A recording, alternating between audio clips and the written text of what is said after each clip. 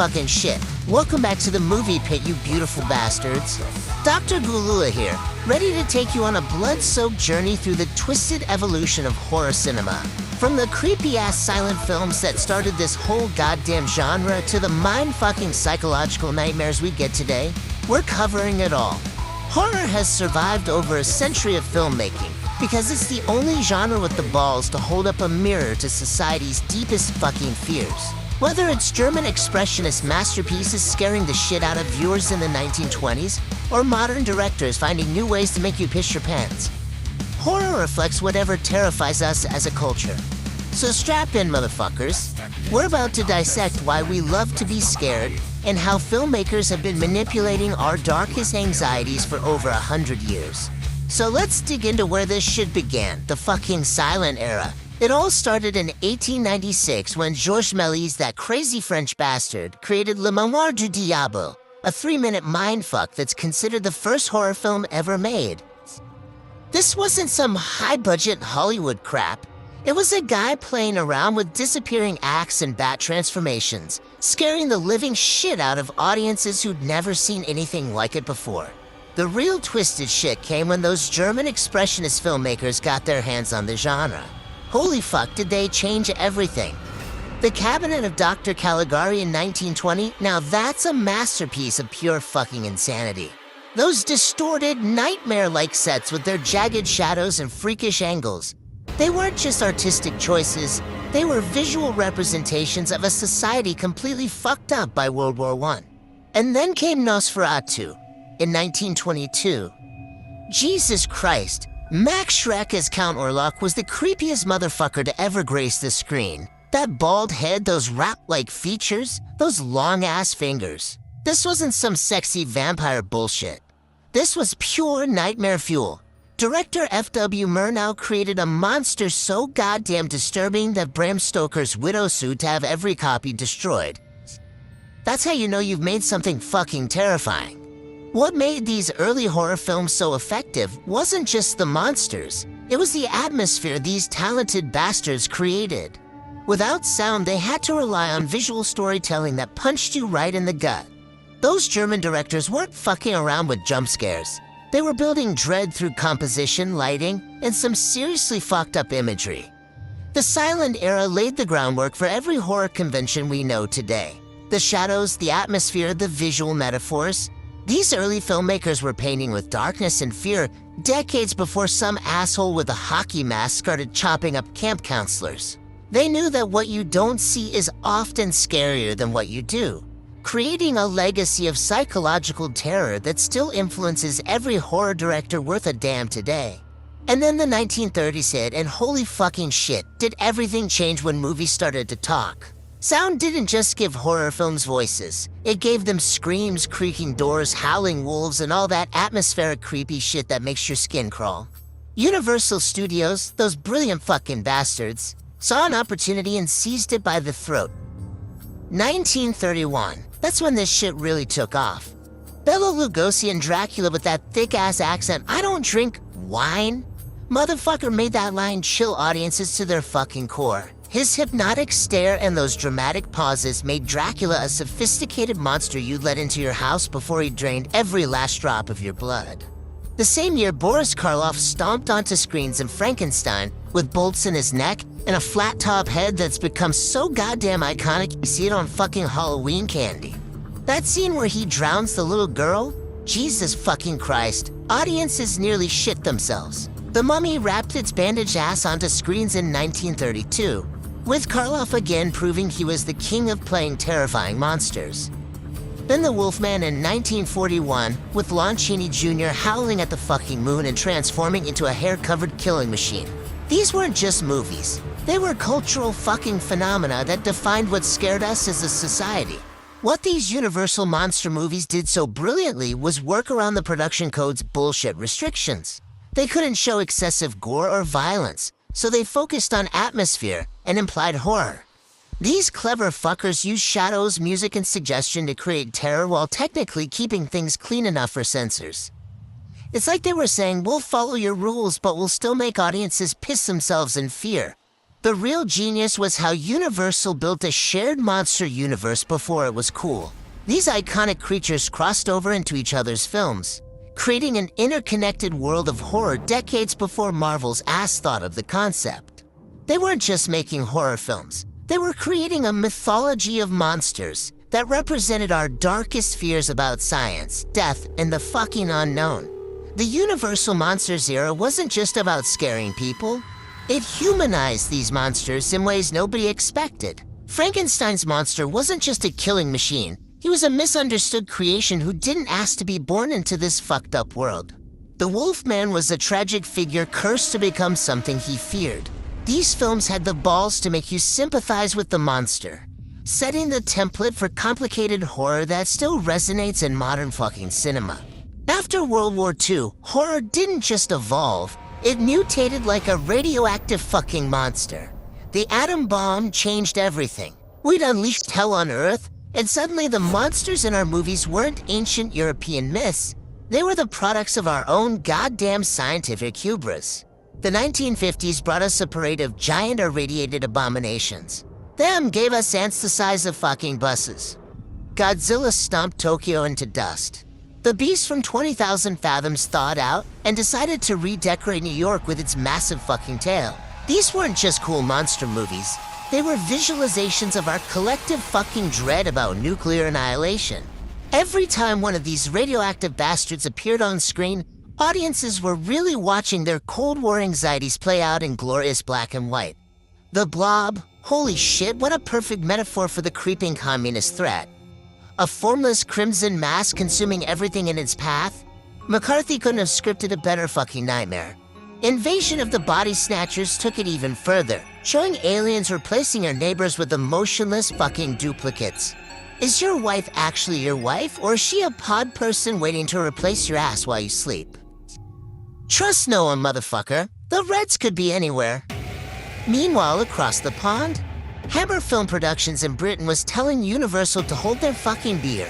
Starting in 1957 with The Curse of Frankenstein, these glorious British bastards revitalized horror by injecting Technicolor blood into the genre's veins.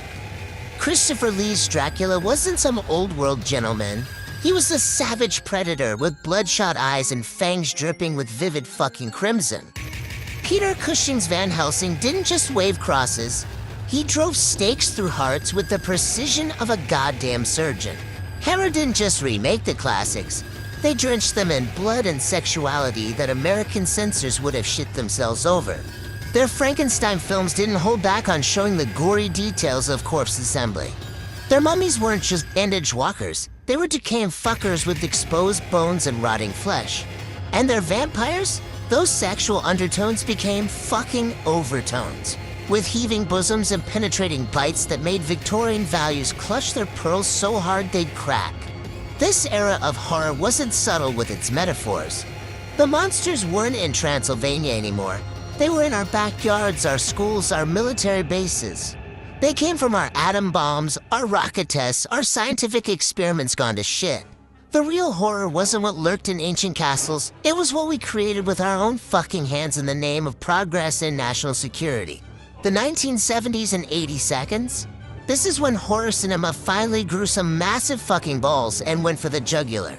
The gloves came off, the knives came out, and audiences got their minds absolutely violated. Let's start with The Exorcist in 1973. Holy fucking shit. This wasn't just a movie, it was a goddamn cultural event that traumatized an entire generation.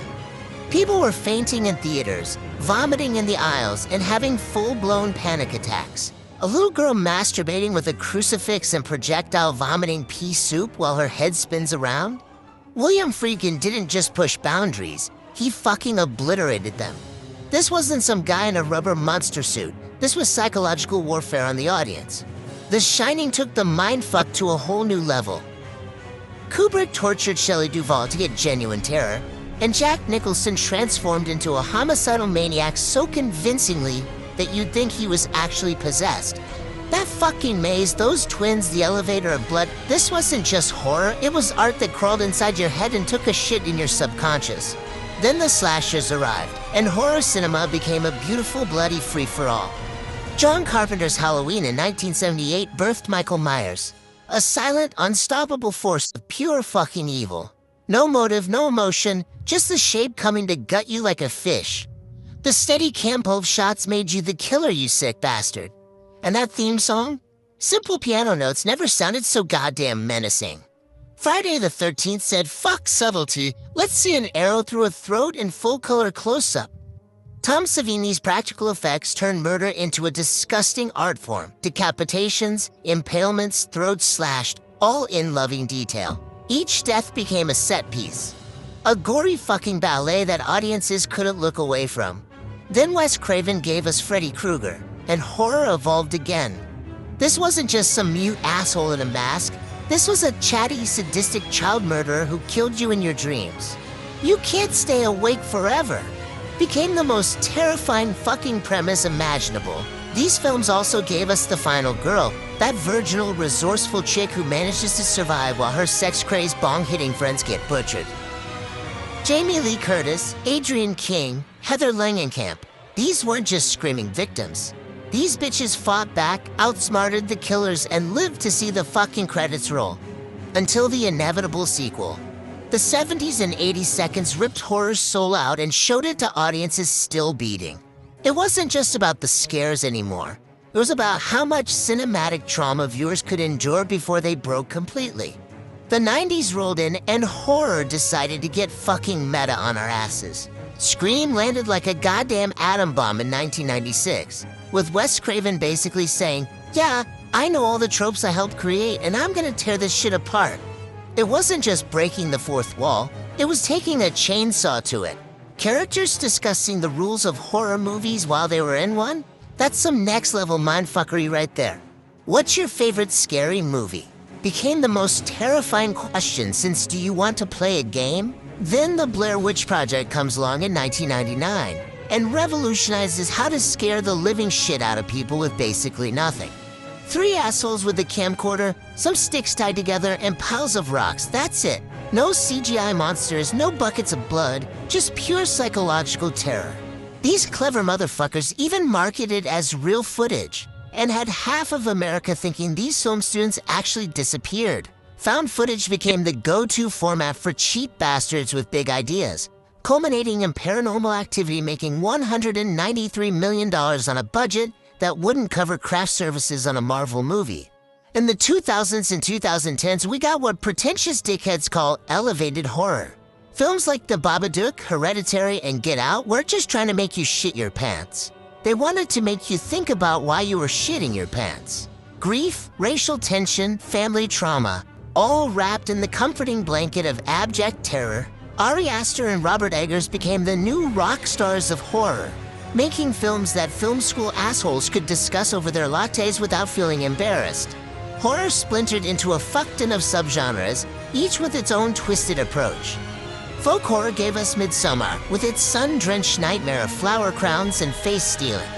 Horror comedy said fuck it and gave us Tucker and Dale vs. Evil and What We Do in the Shadows, proving you can laugh your ass off while watching people get wood chipped. Asian horror kept innovating with creepy-ass long-haired ghosts and concepts that made American remakes look like fucking amateur hour. The beauty of modern horror is that it doesn't give a flying fuck about rules anymore. Want to make a 3-hour art film about witches that's basically a painting come to life? Go for it, you pretentious bastard. Want to make a movie about a tire that makes people's heads explode? Sure, why the hell not? Horror became the most experimental, boundary-pushing genre because, frankly, it could do whatever the fuck it wanted as long as it delivered the scares. Technology hasn't just changed horror films. It's fucked the entire genre sideways and called it Sally. CGI's bloody obvious evolution from The Thing to The Thing remake shows exactly what's wrong with modern effects. They look like digital vomit compared to the practical shit that made us lose our minds in the 80s. But digital filmmaking also democratized horror, giving every asshole with a DSLR and a scary basement the chance to traumatize audiences. When some dickhead in Nebraska can shoot, edit, and distribute a movie without ever putting on pants, the gates to hell are officially wide fucking open. Streaming platforms like Netflix, Shudder, and whatever the fuck else pops up next week have created an all-you-can-eat buffet of nightmares. Horror that would have died on some studio executive's desk now gets greenlit because these platforms need content like junkies need a fix. The algorithm doesn't give a shit about your feelings. It just knows you watched The Conjuring, and now you're getting force-fed every possession movie until the end of time. Meanwhile, horror went global and made Hollywood look like amateur hour. J-horror crawled out of Japanese folklore and TV sets with Ringu and Ju-on, forcing American studios to strip mine Asian cinema for ideas because God forbid we have an original fucking thought. These films didn't rely on blood and guts. They psychologically violated you with their slow burn dread and cultural anxieties about technology and tradition. That creepy-ass girl from The Ring single-handedly traumatized an entire generation with nothing but a well and bad hair day. K-horror brought its own fucking feast to the table with Train to Busan and the wailing blending social commentary with gut-wrenching terror. Mexico's tigers are not afraid and Spain's. Proved horror speaks a universal goddamn language, fear. Every culture has its own demons, and they're all competing to see which can make you shit yourself hardest. The internet became horror's best friend and worst enemy. Creepypasta birthed Slender Man and countless digital urban legends, while Reddit threads became script fodder. Social media turned everything into a potential viral marketing campaign. Remember when Bird Box memes were fucking everywhere? Horror adapted to every technological shift because fear always finds a way, like a cockroach after nuclear winter. AI, the next frontier that'll probably generate horror films before we wake up tomorrow. We're approaching a point where the scariest thing isn't what's in the movie. It's how the movie knows exactly what scares you personally. Welcome to the future, motherfuckers. Sleep tight. So why the fuck does horror endure? Because life is fucking terrifying, and horror films give us a safe space to process that shit. Think about it. We're all going to die, probably painfully, and the universe doesn't give a flying fuck about our existence. Horror takes that existential dread and packages it into a neat 90-minute experience where at least someone might survive. It's catharsis, motherfuckers, the cinematic equivalent of a primal scream. Horror has always been the canary in society's fucked up coal mine. The 50 seconds had giant radioactive ants because we were shitting ourselves over nuclear annihilation. The 70s brought us possession films when religious authority was collapsing. The 80s slashers punished sexually active teens during the AIDS crisis. And today, paranormal hauntings in an age where nobody believes in anything anymore, and home invasion thrillers when we're all afraid to answer the fucking doorbell. What other genre has the balls to constantly reinvent itself? Horror shapeshifts faster than a goddamn werewolf under a full moon. It absorbed found footage, then spit it back out when it got stale. It embraced torture porn, then evolved into cerebral mindfucks like Hereditary that leave you questioning your own sanity. The genre keeps growing new fucking limbs like some grotesque monster that feeds on audience expectations.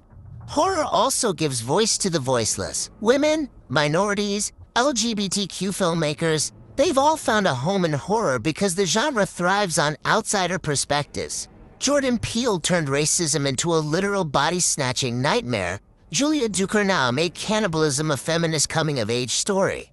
Horror doesn't just allow subversion, it fucking demands it. And let's not forget the community aspect. Horror fans are the most devoted twisted fucks in cinema. They'll debate the merits of Italian giallo versus French extremity until their faces turn blue. They'll defend Halloween 6 Descent despite knowing it's absolute garbage. The shared experience of being scared shitless spawns people like nothing else. Whether it's clutching a stranger's arm in a theater or collectively screaming at some dumbass protagonist to not go in the basement. Horror doesn't just survive, it thrives on our collective anxieties and personal fears. As long as humans are afraid of the dark, death, or each other, this genre will keep finding new ways to make us piss ourselves. And that's the beautiful fucked up magic of it all. Well, holy shit, look at what we've covered today. From those silent film fucks conjuring devils with primitive cameras, to modern horror maestros psychologically torturing us with existential dread. What a blood-soaked journey it's been through the twisted history of horror cinema. When you look at the whole fucked up tapestry, you have to stand back in awe. Horror has gone from German expressionist nightmares to universal monsters, atomic-age creature features, psycho killers, meta-slashers, found footage mindfucks, and elevated psychological hellscapes. all while continuing to scare the living shit out of generation after generation. On the movie pit scale, I'm giving the evolution of horror cinema a solid 5 out of 5 severed heads. No other genre has the balls, the staying power, or the cultural impact of horror. It survives censorship, moral panics, critical dismissal, and still keeps coming back like a slasher villain who just won't stay fucking dead. If there's one thing to take away from this blood-drenched retrospective, it's that horror will never die because fear itself is immortal. Our anxieties just get recycled into new monsters for new times. Don't forget to like this video, subscribe to the Movie Pit, and ring that fucking notification bell if you want more depraved film analysis. Send us your suggestions for what cinematic atrocities to cover next. This is Dr. Ghoulula reminding you, sleep tight, don't let the bedbugs bite, because there are far worse fucking things waiting in the dark. And as always, till next time, kiddies.